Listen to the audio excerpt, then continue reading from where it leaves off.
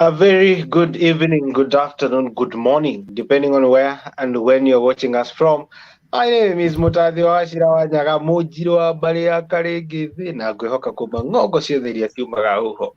Muridayo, Dayo, Dayo. Today, it's a good day. It's the third day of the month of September.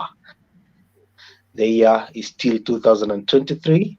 And oh my, once you're here, should be, it must be, it will be a good time. Now, this is the first time we are back after the break. We promise that we are going to come back after the break, and we are here to continue having these discussions and see how we can, sharpen our minds, shift mindsets, and empower people in various ways. And today, it's really good to be back here in this platform so that we can have a wonderful discussion.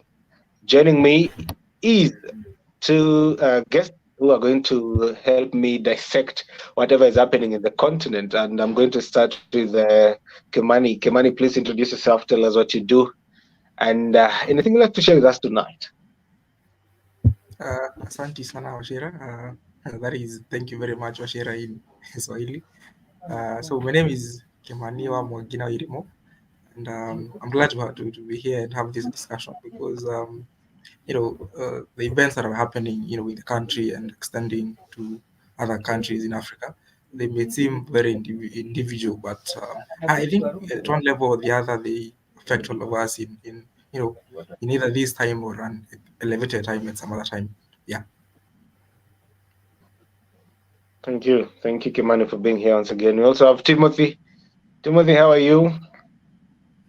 Fine, thank you, Ashira. I am Timothy Mabango, a public policy practitioner. I'll be on this show to speak about leadership, specifically about public policy, especially as with regard to coups in West Africa, in Africa, Latin America, and all that. And of course, locally, we'll be speaking about MAMBO ni MATATU, hoping it will be a great show. Thank you. And because Mambo ni Matatu, you're either doing either of these three things. You're either subscribing, you're either sharing, or you're commenting. Because it did Mambo ni Matatu. Mosese, I don't know if you can hear me. Please introduce yourself. Yes, thank you very much, Washira. I can hear you clearly. Yeah, my name is Moses Maina Irongo. By profession, I'm a chemical analyst and also a lifetime member of African Leadership Forum. I'm happy to be in this platform to discuss things to do with politics because all of these are politics. Yeah, and what I can say is that in my whole time in campus, I love politics. So I think I'm in the right place. Yeah, sure. Mambo ni matatu.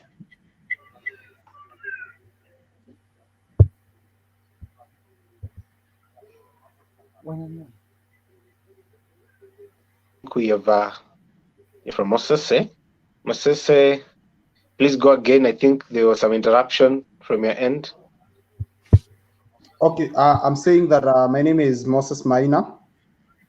Yes, by profession, I'm a chemical analyst. I pursued Bachelor of Science in Analytical Chemistry. Yes, and I'm a lifetime member of African Leadership Forum. Yeah, it's all right. more fun. All right. Thank you. Now, you guys have been saying Mambo ni Matatu, and indeed,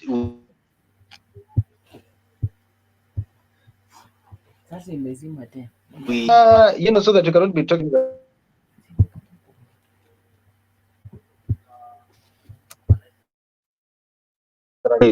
so that we can now get directly into discussion. Hiyo kampuni ni kampuni ya wananchi na tutaipangia upya. Hakuna kesi, tuta entertain hapo. Kesi watoe na wao wenyewe watoke. Nyinyi mnanielewa? Tunaelewana?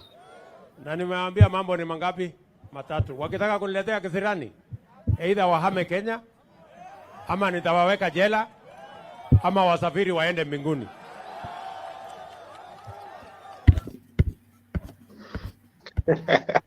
Kimani, mambo ni mangapi? Matatu.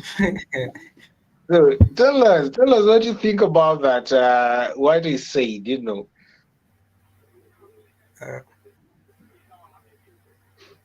Oh, thank you, Ashira. So the first time I saw that clip, I saw it in a very individualistic way. Leona, it was clipped exactly during that time. And then I went back and saw the entire video and also tried to look into what he was trying to talk about. I don't know. You see, for us to have that discussion, I think we should hear from both sides. Since the other side has been, cannot speak for itself because speaking for itself is outside the three issues that the mambo matatu yenye inafaa kufanya. The only thing we can do is rely on the existing, research and whatever that led to the president to say that, because I hold him in high esteem, and I would assume he did not just say that out of the blues.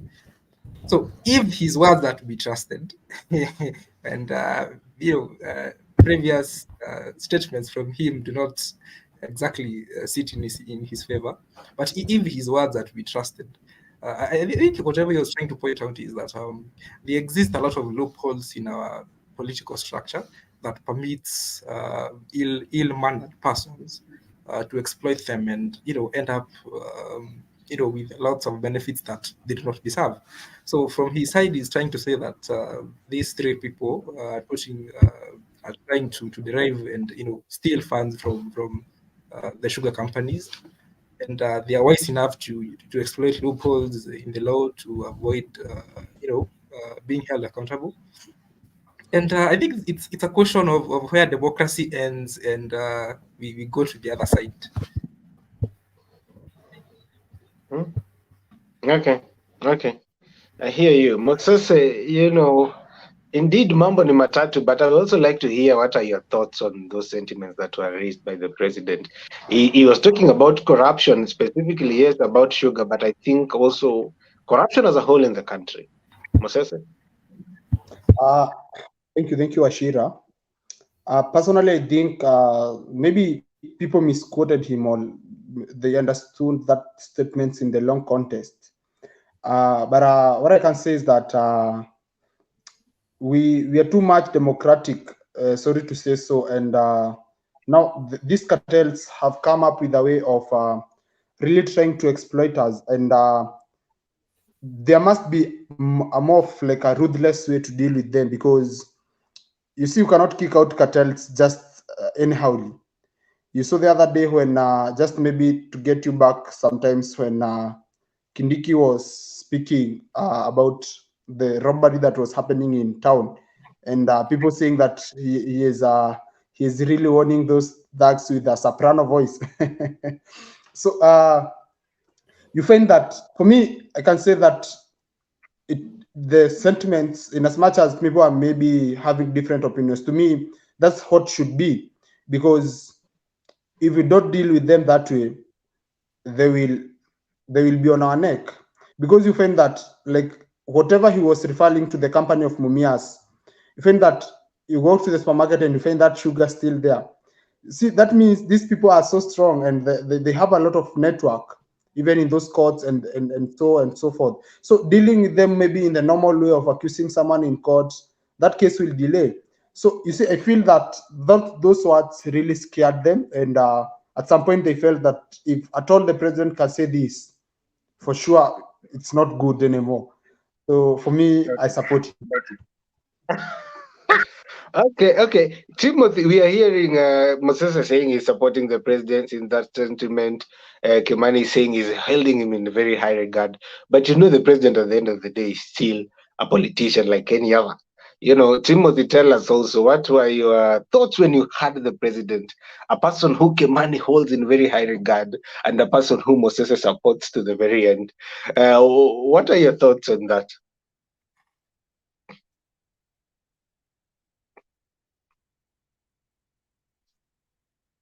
I don't know if Tim can still hear me. Yes, we can hear you. Okay, what Timothy, I'd you like can to go ahead. comment. Yeah, I hear all of you. That specific matter on Mambo ni Matatu, I'd like to look at it on two ways. Like you'd say, two sides of the coin, the tail and the head. For the president, now that I love speaking about about protectionist policies, in that you have to defend your own resources, like West Africa is currently doing. I would commend the president for that.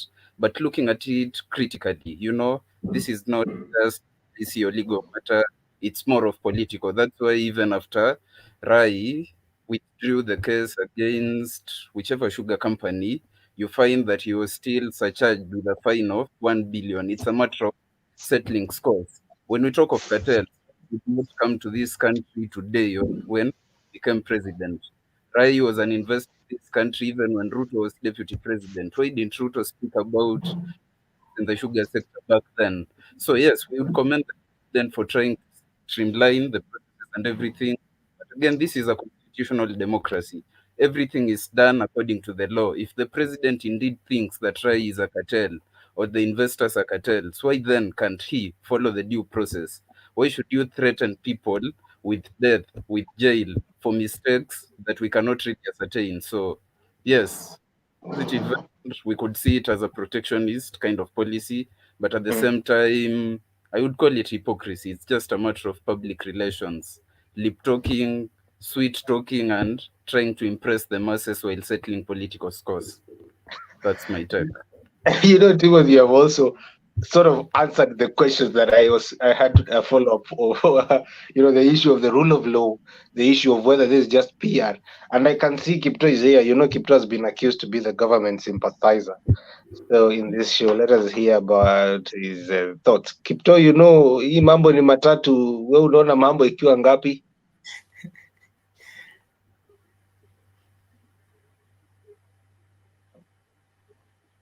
Okay, I think, can I be heard?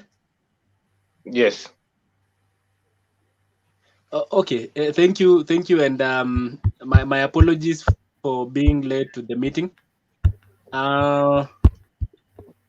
Washira mambo ni matatu, and I'm really loving the direction that our president is taking, and I hope it won't be said that I'm a government sympathizer. But Washira, when you look at countries that have been that have gone through a very rigorous experience of change towards greater civilization and the alleviation of poverty and everything good that comes with it, one thing is very constant, that the very particular leader or the president or the head of state of that country, of those nations, had to take very drastic measures. And if the rule of law had to be put aside for some moment, they achieved whatever they wanted to achieve. So it's good, and it feels good to hear people shouting about the rule of law, and we all want the rule of law to be on the table every other time. But what do you do to a cartel who has sued a company, and when he's told to to withdraw the cases, because while those cases are in court, there is nothing that can happen. No investor can be given an opportunity to even try and revive those sugar factories, for instance. And we therefore need to tell them that we also have an option of taking you to heaven. So you either withdraw those cases and go home, or we take you to heaven. Because if we don't do that, people are going to suffer, and while people are suffering, these billionaires are just there, waiting to see what the government will do at the end of the day. And there needs to be someone who will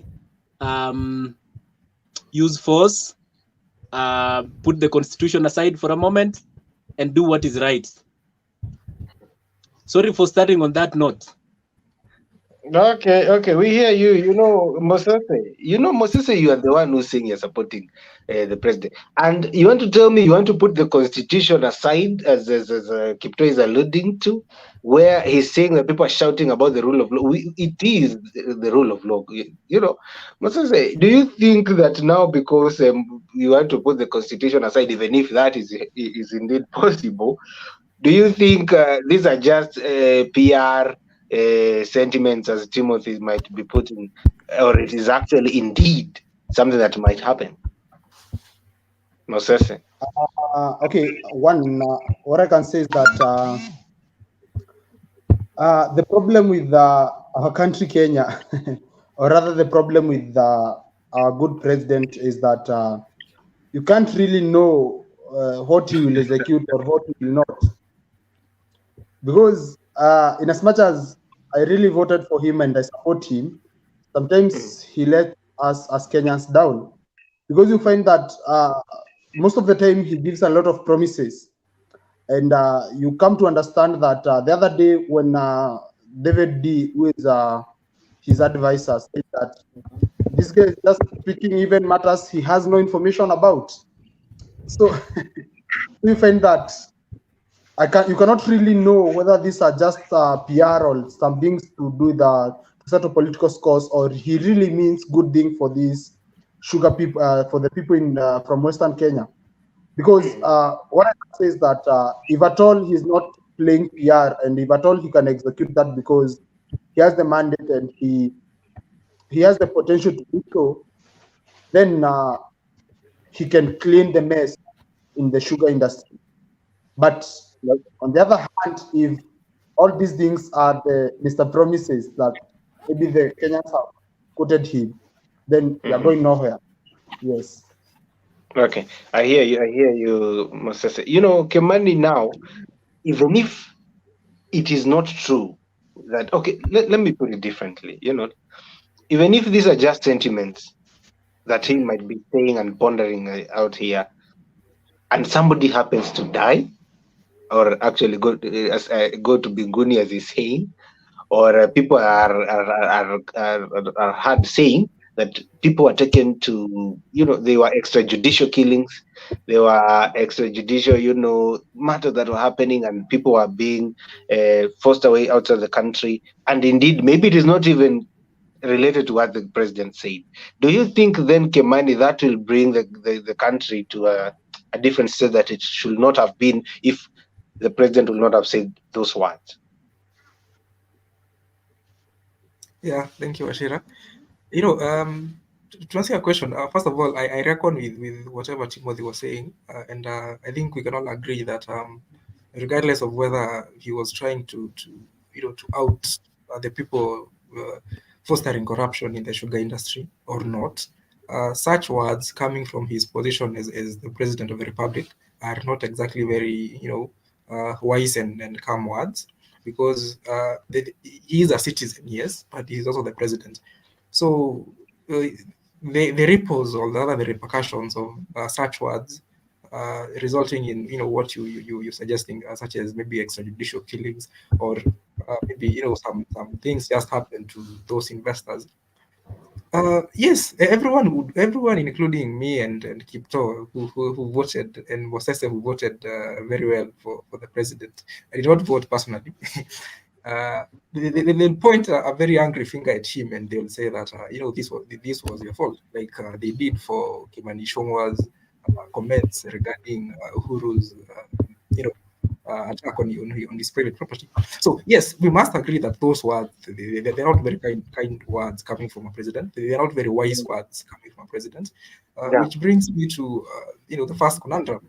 You see, to paraphrase the words of Martin Luther King Jr., laws are not followed because they are laws; they are followed because they are moral. So you can see Ruto at some point was the president, was the CS at that time, the called Minister for Agriculture. At some point, he was the deputy president, and you might wonder at what point did he grow? At what point did he grow a conscience, and now he's willing to end those cartels, or is he pulling up a PR stunt? So we cannot exactly tell exactly what is happening, and okay. It's not a good picture for a political structure. It is not. You see, today I'm dealing with people who are answering questions that I'm about to ask. But I like to hear the same sentiments from Tim. Tim, the president is the president of the Republic of Kenya. He's not only a symbol of unity, but also like a sort of symbol of morality. He's a representation of the rule of law itself. The question that I'm going to ask, that is just borrowing from what Kemani has said, is very simple. Is the president in order, Timothy? It's good you've asked that because it will also help me get back at Kipto as I answer your question.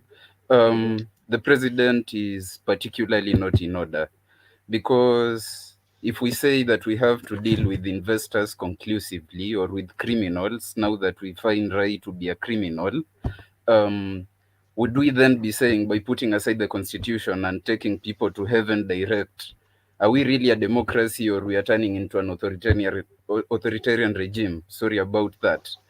Speaking about President Ruto, you see, Rai did not file that case long ago. So why should President Ruto wait till he makes his trip to Western Kenya so that he can now make those statements about the sugar sector? Why couldn't he deal with Rai before he came to Western? That only tells you that he went to Western and said those words, particularly to impress people. And if indeed he means what he is saying, and indeed we've seen that the case has been withdrawn, Rai has been fined to compensate for damages caused. What will we say about Mumia's Sugar Company? As far as I know, Mumia's Sugar Company has not been working for the longest time. So even before I put his case to court, or before I appealed to court, or rather stopped the sugar companies from working because of the court order that was passed, the sugar companies were not, I can't say they were working. So will we say Rai is really the problem to our sugar sector? Of course not. Speaking about President Ruto again, we keep hearing the deputy president and officials in government speaking about Kenyatta and how the handshake brothers looted our country dry. So you are the president, you have the government, you have all machinery. If somebody is indeed guilty of whatever charges you're saying, you can deal with them. You don't have to come and tell Wananchi, I'll do ABCD. We want to see it done, and it has to be done within the constitution. And if it's not within the constitution, we dare you to suspend the constitution and do everything as per whatever book you're following. So President Ruto is not in order. I don't know whether they're going to suspend the constitution and use the Bible because they have to use a certain book. But the rule of the land. Kipto, I know you want to. I'm going to give you a right of response. So to what I know you want to react to what Tim has said. So Kipto, briefly react to that. Washira, we have two things here. One is how exactly should we be dealing with the cartels? That is one. And I know and trust that is what the discussion is about. But whatever Timothy is talking about, on the government having all the powers and the constitution to use to achieve ends, is a discussion for another day. We are here to deal with the cartels. Washira, the democracy. Let me first begin by asking all of us, who exactly determines what democracy is? Because from what I'm hearing Timothy saying and other colleagues saying, is that the democracy or the democracy that we should be putting on our tables is that which has been given to us by the West.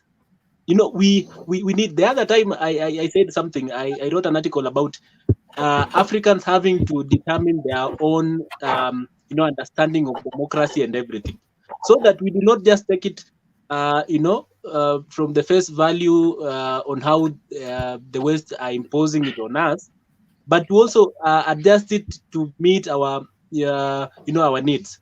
Because there is no way, Washira, we are going to say that because we have a constitution and we are a democratic state, we are going to be lenient, and wait for the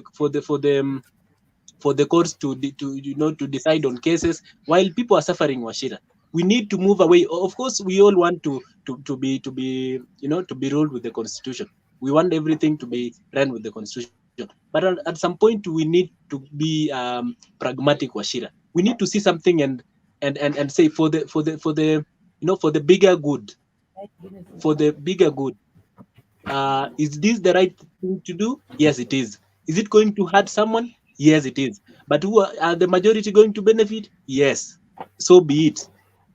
And I'm not in any way trying to, to propose that now the government should put the constitution aside and rule with with an iron fist. No, that's not what I'm saying. What I'm saying is, for the few crooks, who have held government hostage, who have led to the suffering of millions of Kenyans, we need to use the iron fist. And if there was something bigger than that, then I would wish that we deploy it on them and straighten this country once and for all. So what I'm simply saying is, let's get pragmatic. Let's see what can work and implement that which can work. Thank you. Okay. Here, I hear you, Kipto and team. And Kimani, let me wrap up this topic with you. I'm hearing Kipto alluding to, sort of. I think that he's saying the end justifies the means, and it gets to a point where the end justifies the means, but in such a kind of a state and in this country, is it really right? Bashira, And also, yes, I know as a student of philosophy of law in the issue of how can people disregard or refute the law. I also like to hear your thoughts on that. But Timothy, you're saying something. Go ahead. there's just something I'd like to add. Well, I agree with Kipto more than 100%. Indeed, we have to do something about how the West carries us and how we do our own things. But at the same time, and I love it that Kipto was in KU just as I was. So if Kipto at some point you had issues with how KU marks exams or how KU conducts its exams, could you say that you could now encourage or talk to the administration so that your papers can be marked as per your own criteria, or let's say according to Harvard standards? Of course, no. If you're in KU, you follow what KU works with. We elected Ruto based on our constitutional democracy, and it's the system he has been working with. So if at all he wants to do whatever has to be done, like Kipto is saying, and like I agree, then all we have to do is to go against the constitution. And another thing, just about the question you asked me about whether Ruto is in order and all that, being a president is a position of image. We have things like diplomacy and international relations.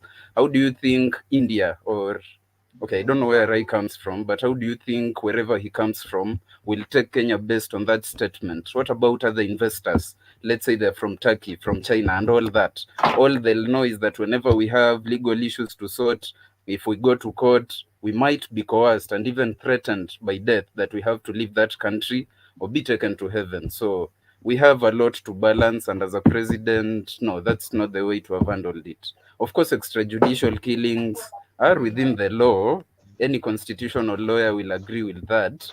But again, you don't go boasting about it. Even terrorists have been killed, a lot of them. We keep hearing about Rivayala, we keep hearing about Shakahola, we keep hearing about extrajudicial killings during Kibaki's regime or Kenyatta's regime, but nobody spoke about them in the public domain. That is the problem. We might agree with that, and of course, being a Pan-African, I agree with it, but for as long as we live within a constitutional democracy, we have international human rights, and we are governed by UN, of which we are a member by statute and charter, so that's not the way to have done it. But yes, I agree. The democracy we are following is from whatever was put into us by the Europeans. Ourselves, we don't even know whatever system Africa can be governed with, but that's a story for another day. I just needed to put that clear. Indeed, that's a story for another day. Thank you, Timothy, for that. But Kimani, I want you to wrap up this topic. Kipto, I gave you a chance to say what you wanted to say. Just a second.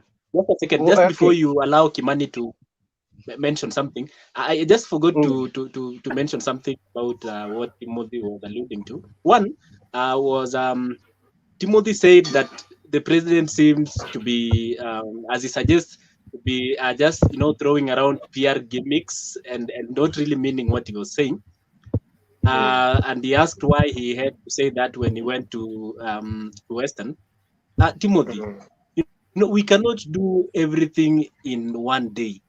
something has its own time. It was the right time. That was the time to talk about sugar industry. You All can't be this president time, and do all the things today. Reform the sugar industry, reform the tea he industry, had over reform the 6 miraa months industry. to speak about Everything has it. its own date, and and and He and had over 6 and months you to address talk. them when you are in that particular position where the people are feeling the pinch. Number two, So you agree it's PR? Timothy has been right. Timothy has been saying the right things until he mentioned UN. When you mention UN, you lose it. As an African, when you mention UN, you lose it. Because look at the Security Council, for instance. Africa, with No, a no, no, population of 1 point I something was billion, giving you, has no Was giving you a has no minute. permanent member in the Security Council. So really, do we? Why would we mention UN and say that we are part of it? No. Kipto, okay, we hear you, Why don't we opt out? We are part of UN, and that remains the truth. If we want to do things by whatever book we are saying, we leave the UN, we abandon the constitution, but for as long as we are within those parameters, we have to abide by them. Maybe maybe Kipto wants us to join this heaven, and Kimani, let us finish this topic. I don't know even how these people know how to take people to that place, and if at all it exists. I'm not even sure how people know how it exists. It's just something, because they are mentioning three things. At least I know for sure, Kimani, that you can go to another country. That one we know by fact. I know that you can be taken to prison. We have committee, we have all this and that. Naivasha, Langata, The and existence of heaven. Yes, Watongaren, Jehovah Onyonyi, and Shakaola, direct to heaven. But now I want to We are a blessed country. No, I'm not saying anything. I'm just saying that the existence of heavens is another topic. So I'm not going there. I'm not going to the existence of heaven. I'm just asking Kimani. If at all people are being taken to heaven, and if at all they will go, do you think this is? I've been asking this question. Does the end justifies the means? Is that where we have gotten to? Because I'm hearing that from Kipto. I was hearing that from Mosese. That we have to do what we have to do to get where we are going. It does not matter how we do it. And I think when now the problem will become, the main issue is how far is far. Kemani, how far is far? Let us wrap up this topic with that question briefly. Yeah, thank you, Ashira. So, in a very short answer, I would say honestly that we're not just gotten there to use those, allow me to call them unscrupulous, methods to bring, to enforce justice, because you see, everyone out here is defining the term cartels in the water industry, cartel in the sugar industry, cartel in all those coffee industries and tea, all of them. You see, the definition of a cartel is, I think it's a group of people, maybe manufacturers or suppliers, or at least the definition from the dictionary. It is a group of manufacturers who are hell-bent on maintaining the price of a certain commodity very high to make profits, at the same time curbing competition. Yeah. So if at all, whatever Rai Group is doing is they're actually manufacturing and selling sugar. At some point, they must have had a license for doing that. I mean, what I'm trying to say is the existence as a manufacturing system, the existence of cartel is recognized by a certain law of economics, or maybe they do not exist outside the law. Because if they existed outside the law, then we can use those unscrupulous means and send them to heaven. Yeah. But since they exist within the law, then I believe that there are other measures that can be used to try and extradite whatever it is they're doing, by first defining whether what they're doing is wrong. Because I do not mean to sound like a villain, but you cannot blame someone for exploiting loopholes in a system that you designed. Even the Constitution says that in a law drafted, in a contract drafted between two people, ambiguity is often, the party that drafted the law. If there is ambiguity, that ambiguity is supposed to benefit the party that did not draft it. So what I'm trying to say is, I believe there exist ways to extradite these issues without going and trying to send people to heaven.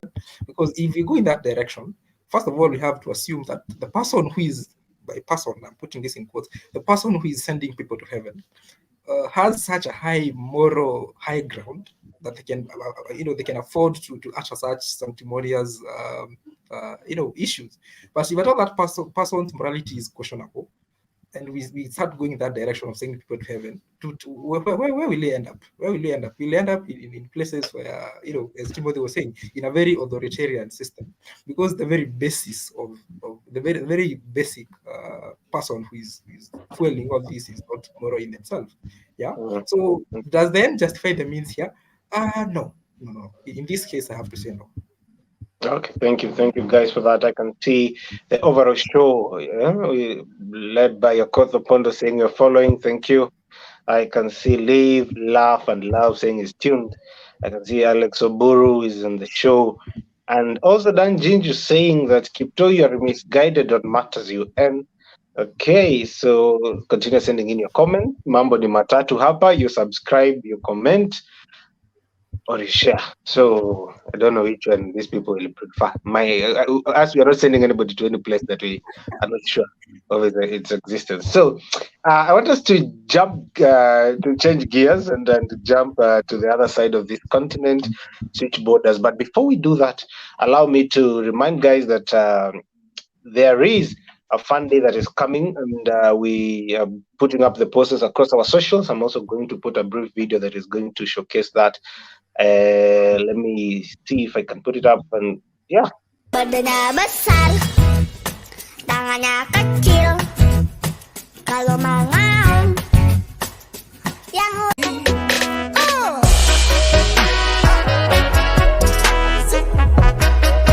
I'm Ali Bongo Ondimba, President of Gabon, and I'm to send a message to all the friends that we have all over the world, to tell them to make noise, for the people here have arrested me and my family. My son is somewhere, my wife is in another place, and I'm at the residence. Right now, I'm in the residence and nothing is happening. I don't know what's going on. So I'm calling you to make noise. The president is calling people to make noise, And Kipto, the other day we were here talking about coups in Africa. I don't know if you can remember. And there's another one in Gabon. Ali Bongo is now, the Gabon country is now not under its president, but the military. And I'd just like to hear from you, Kipto. What do you think is happening in Africa, especially in West Africa? Who's Burkina Faso? Now we are Gabon. What is happening, Kipto? And Kipto, as you're answering that, because I remember your sentiments on the issues of coup. While you're answering that, tell us if it is a good thing. I like to hear from you whether you think the coup in Gabon is indeed a good thing. Washira, you are misquoting me. I didn't say that coups were entirely a good thing. I simply said that there are coups that, mean well for the people of Africa. Can I be heard? Yes. Yeah, and Washira, one thing I can assure you is that the wave of change is sweeping across Africa, and it is beginning from the western part of Africa. There's something very common with these countries that are now experiencing coups. These are countries that have had very oppressive regimes. These are countries that have, very huge amount of natural resources. And these are countries that have been plundered into the deepest ends of poverty. Gabon, for instance, Washira, sits on oil, so much oil on its belly. Gabon has a population of less than 5 million people.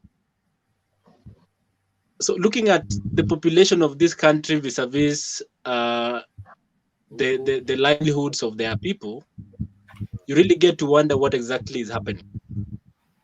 And the only problem here is on leadership. Mashida, there is no way that a country can be ruled by one family and not many members of that family, just two members of that family since independence.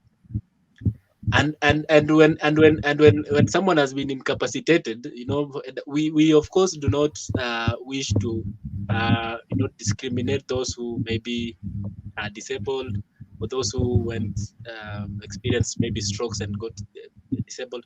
But then when you've become incapacitated, it's time to leave office. The president of Gabon got a stroke,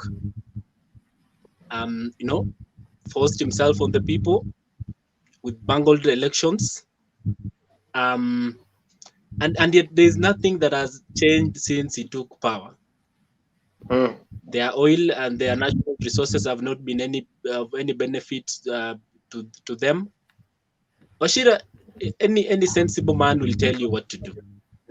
Because Washira, if today, we are in a room together and we are locked in that room, and I am starving, yeah, and you have food with you, and I keep asking you to give me something to eat, and you do not want to give me something to eat. What do? I have to knock your head and beat you down and then get something to eat for my survival. So whatever is happening in Gabon and in several parts of Africa is that the African people are beginning to determine their own destinies. The African people are beginning to question their leaders. The African people are beginning to ask questions about why are we poor, and yet we have this and that. If we made a very good use of it, would be far from where we are right now. So and personally, I wouldn't want us to experience many coups in Africa.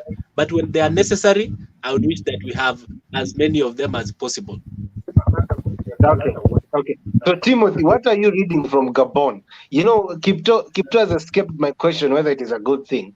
He's saying, but he still thinks that we should have them as many as possible if it's necessary. I don't know when we'll know when it is necessary.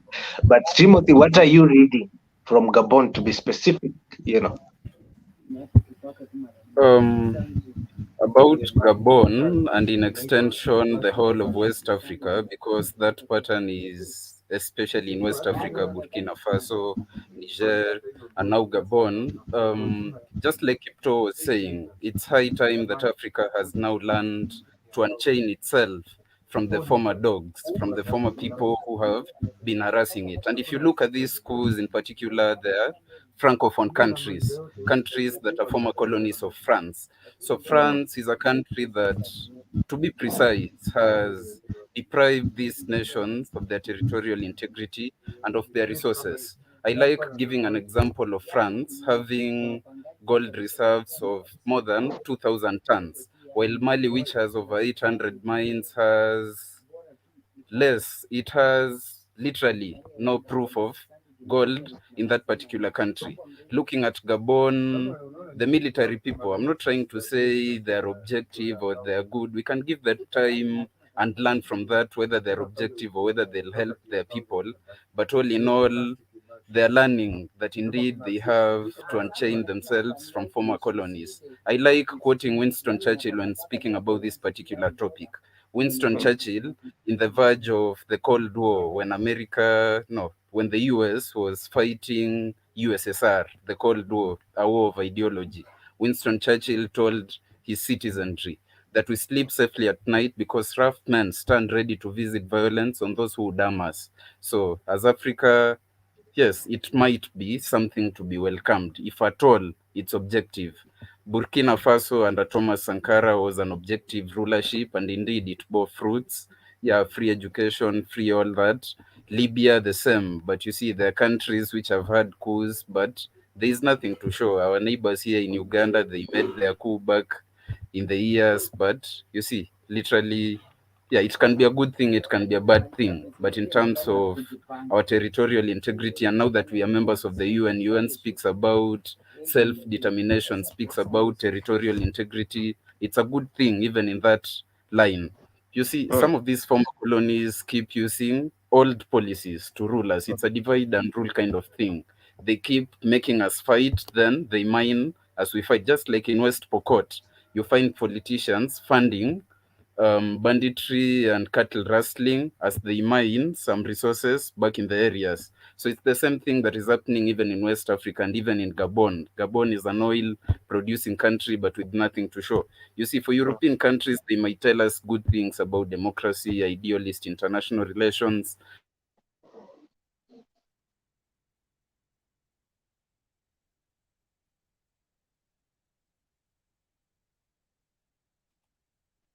but the Okay. principles they use are things like terra nullius.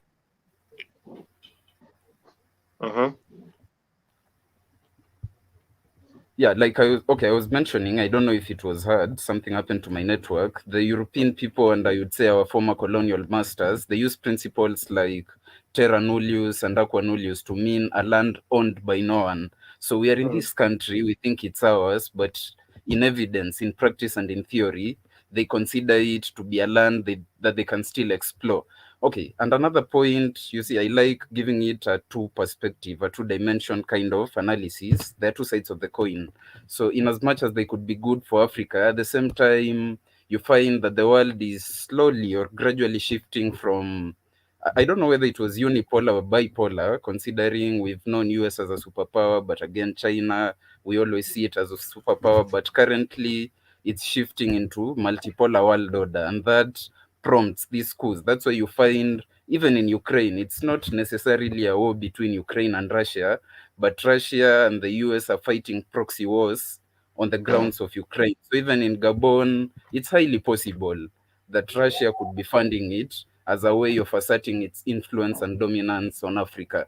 So there are two sides of looking at it. Whichever side you take, that will inform your decision on whether it's a good thing or not. But all in all, in terms of self-determination, yes, it's high time Africa stands for itself. We have the resources, we have the human resource, that is the labor, we have the skills.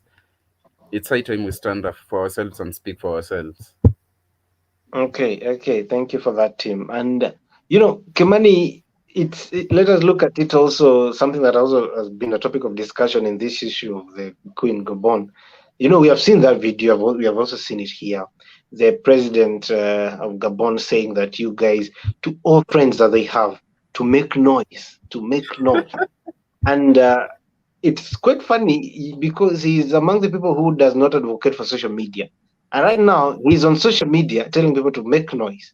I don't know if we are aiding him to make this noise, but not that it's also a bad thing. But you see, look at the controversy of our African leaders. What are you reading there, Kimani? Before Kimani speaks, Washira, just a minute. Okay. About making noise. You see, Gabon, during and immediately after the election, the president, the currently perpetrator of telling us to make noise, he switched off the internet. So it's kind of a controversy. That might be the reason I personally do not support making noise for him. He can make noise for himself.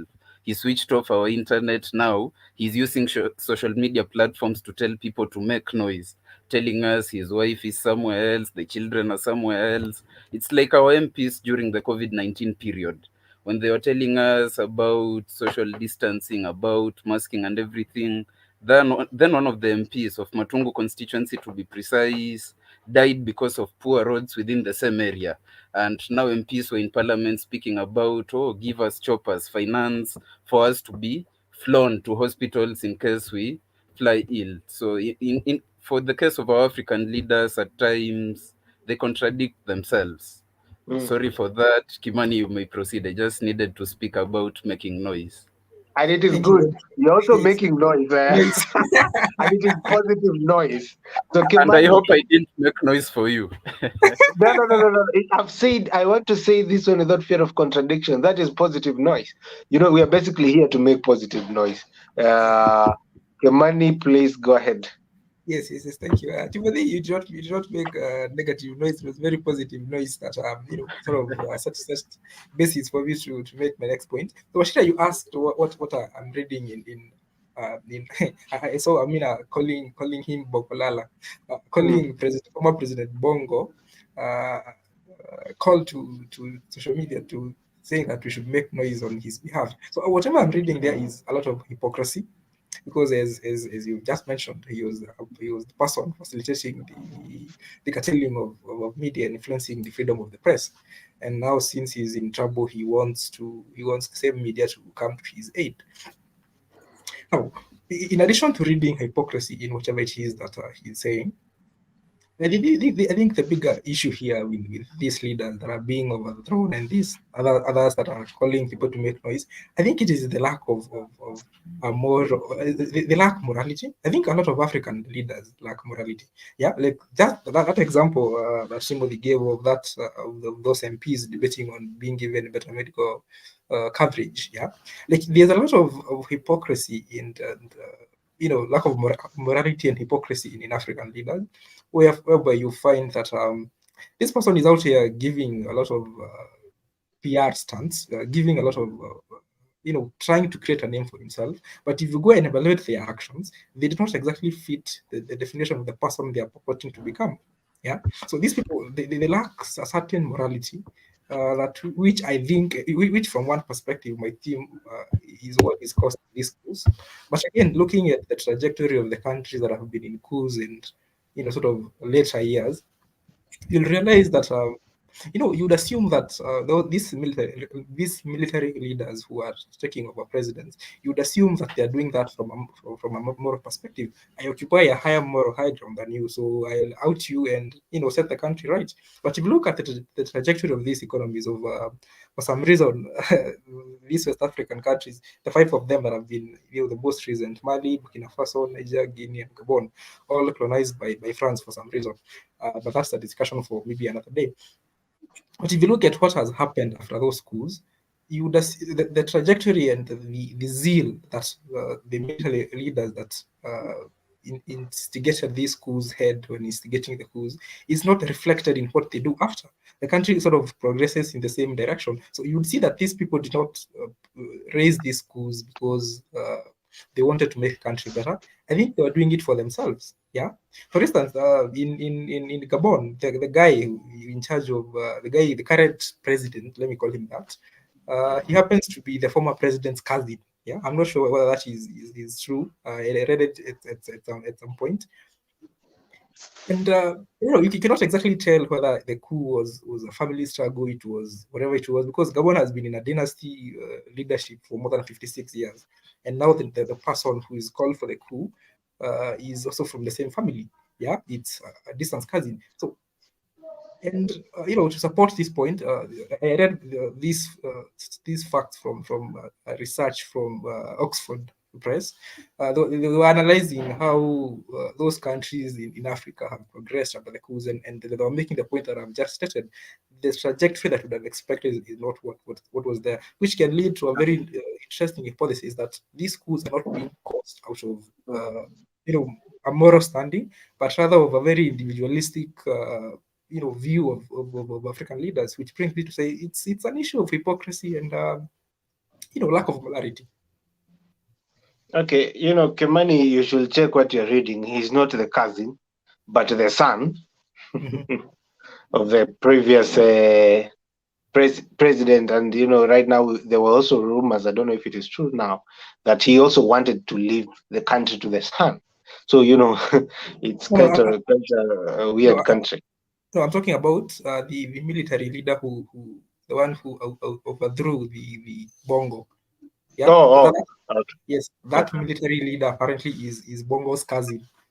Oh. Yes, I'm not sure. I am not sure whether those claims are substantiated. I read that on Wikipedia. I'm not sure whether those that fact is substantiated, but it's makes the discussion take another trajectory. Okay. So I want us to wrap up because I can see now time is not on our side and there's some comments coming in. Kipto, somebody say that you are misguided on matters UN, and somebody else by the name of Elvis Mutigi said that well put, Kipto, but the military personnel that are pioneering these coups, are they qualified to run the government, or what next after coups? I think, Kimani, you have answered this question. Are we sure about these people? But Kipto, I want you to briefly just respond to this briefly. Okay, okay. I'll begin by answering the question by Elvis Mutugi. Of course, Washira Kimani had mentioned something about being, on moral high ground, before you actually, take that responsibility of, acting on behalf of the people. I think it is not. Yeah, it's not a case of being sanctimonious or something, but just knowing that there is something wrong going on, and that there is something that needs to be done. And I think that is what these cool leaders are exactly doing. They are seeing a problem, and they are trying to offer solutions, even with their lack of expertise in those fields. They are trying to do something. So they do not have the expertise, but I know, but I understand that most of these military coup leaders are well educated, because most of them are leaders of those those military organizations, and that means they've got a good education. But even if they didn't, at least they have taken a step, and they're also offering to put in place a transitional government, to democracy. So these people basically, when you look at whatever they are doing and whatever they are saying and proposing, they mean well. They mean well for the people. Kimani mentioned something about the military leader coming from that family. It doesn't mean when you come from one family with someone who is doing the wrong thing, you are not able to see it. It has happened in Equatorial Guinea. You all remember the notorious Marcius Nguema. Marcius Nguema, Washira, you with your glasses could not be in that country, because whenever you are seen with glasses, you are killed, because they believe you are intelligent and you want to host the president. So Marcius Nguema was overthrown by his own nephew. Yeah. So I do not see any issue with that. And by the way, one thing I normally believe is that even if we had members of one family ruling, or rather running a country for decades and for centuries, I wouldn't have problem with it if they were doing the right thing. There would be absolutely no problem, as long as it is based on meritocracy and they are doing the right thing. There is no problem, absolutely. Okay. Thank you, Kipto. I hear you. I can see that we have Dan Jinju saying that I am quite skeptical of people who purport to act on behalf of the people in regard to the implications of the coups. My fear is that these countries will cease to be open societies.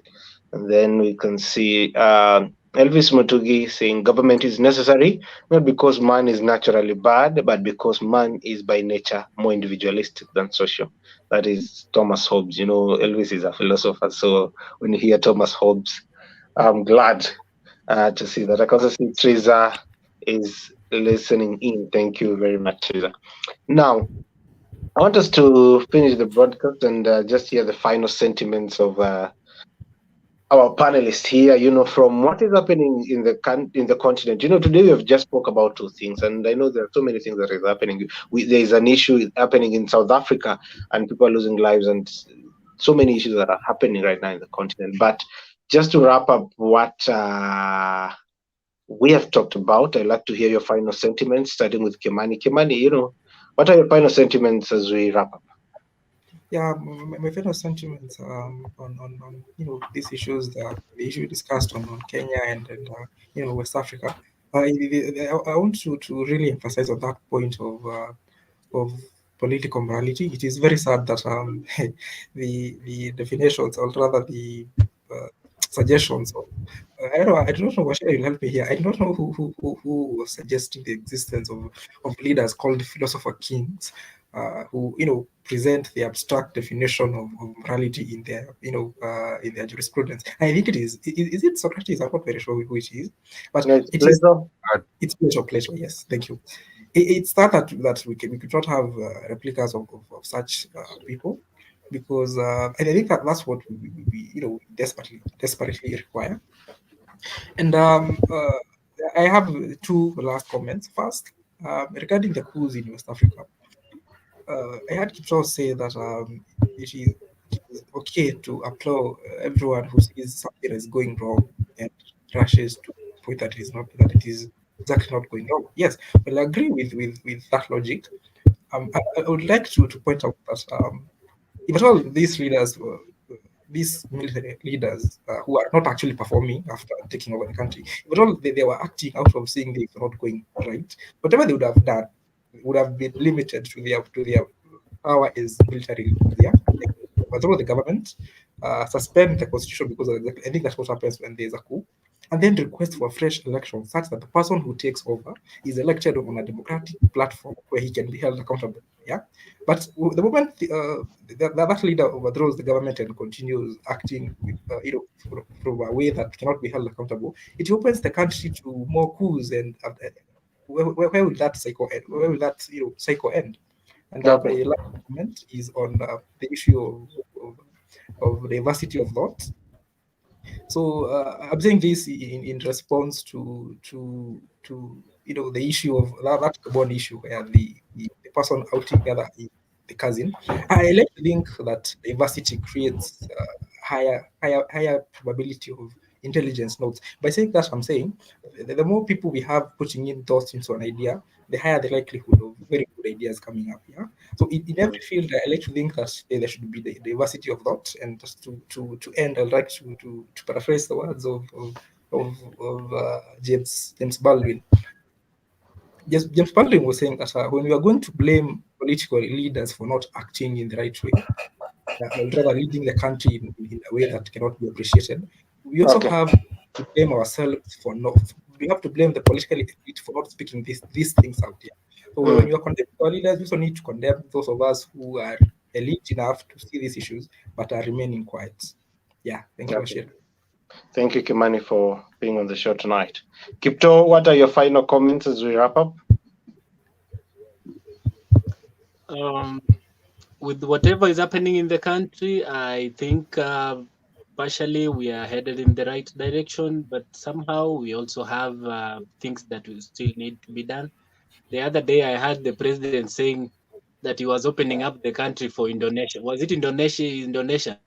And he was saying that they do not need any passport. And I was wondering, part of the brain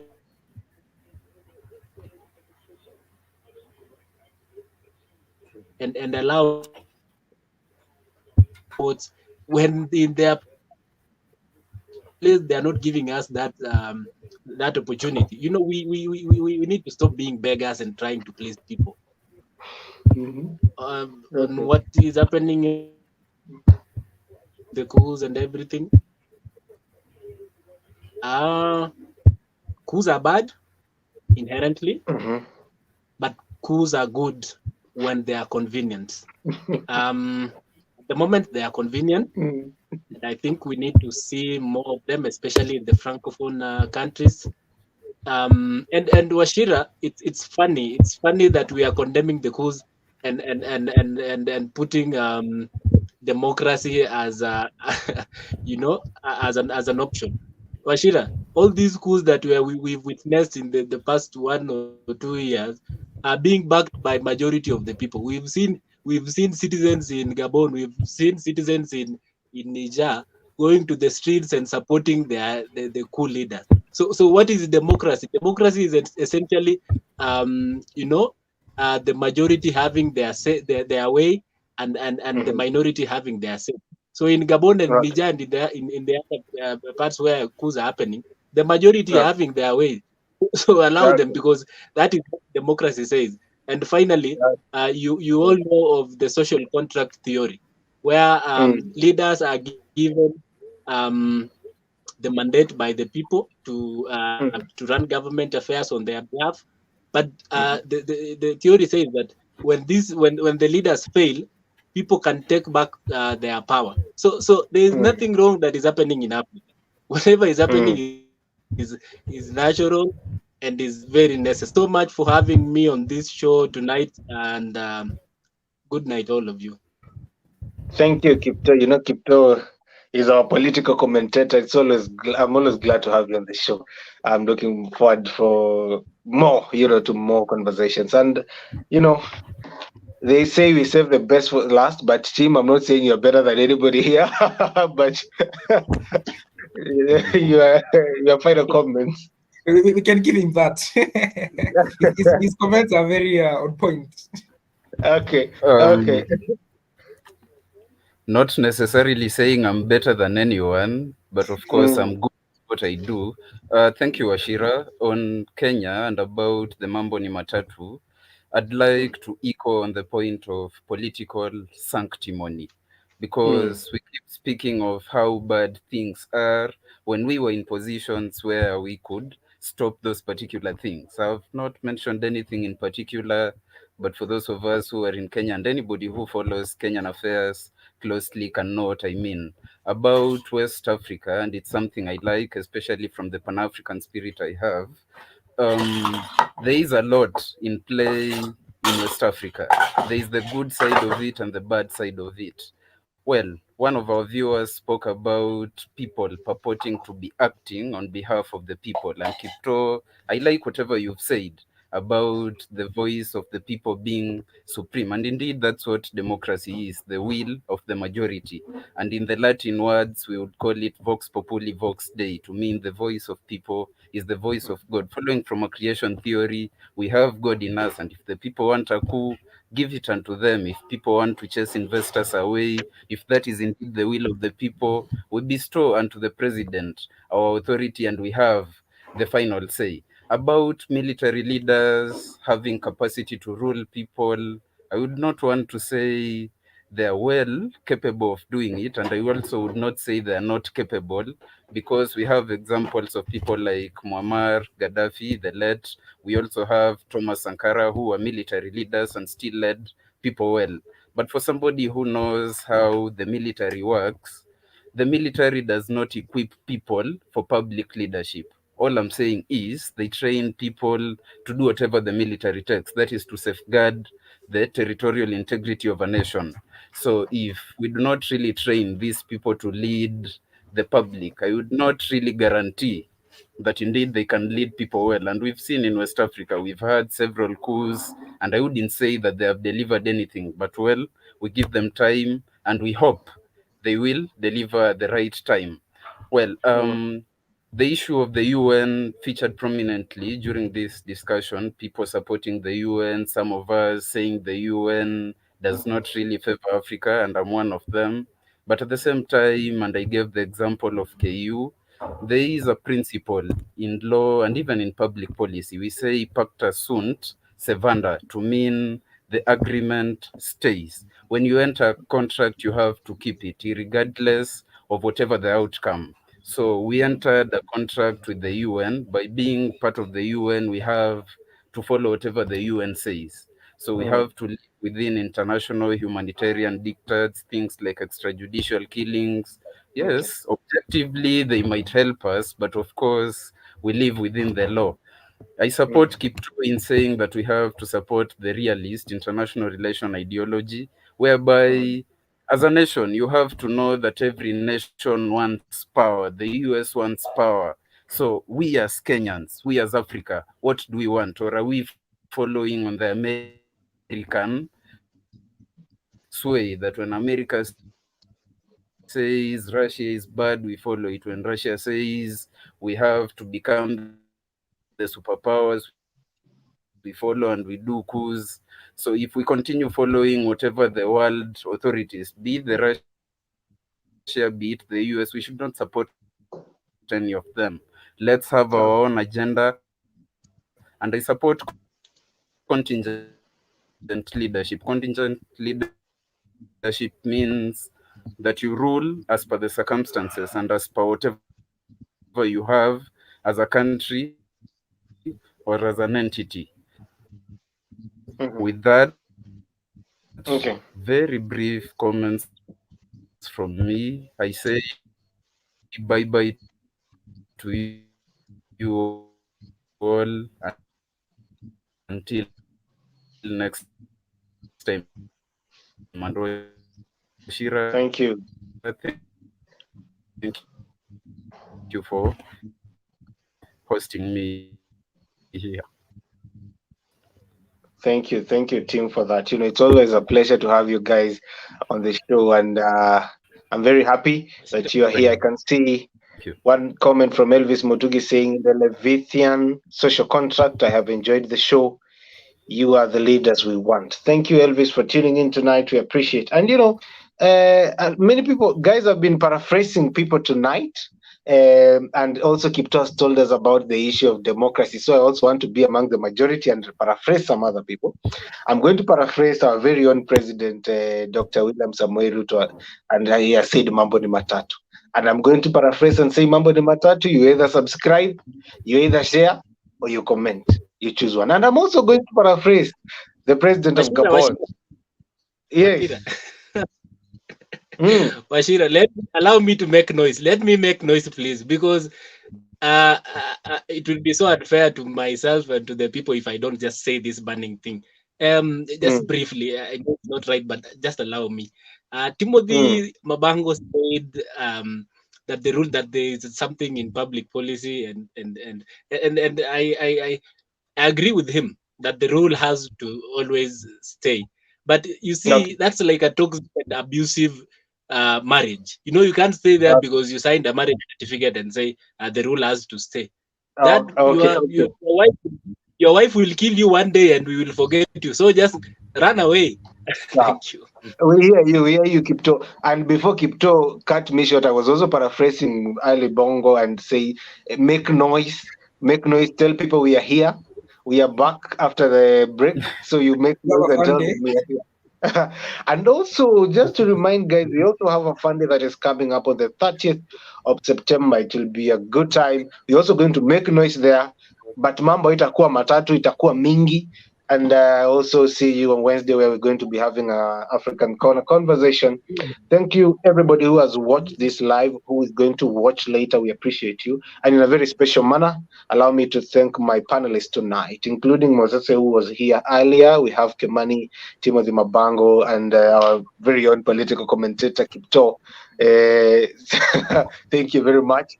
Now we are going to make noise moving forward, but positive noise. Other than that, I want to wish everybody a wonderful week that is coming. And I can see Danjinju saying that enriching conversation. And David Gigi saying, wow, the show was great. Thank you indeed. Thank you very much, everybody. Stay tuned. African Corner is coming this Wednesday. We are going to have a very interesting conversation. And from that, wish you a very wonderful week ahead. My name is Mutadhi Washira Wanyaga. Dhayo. Make noise.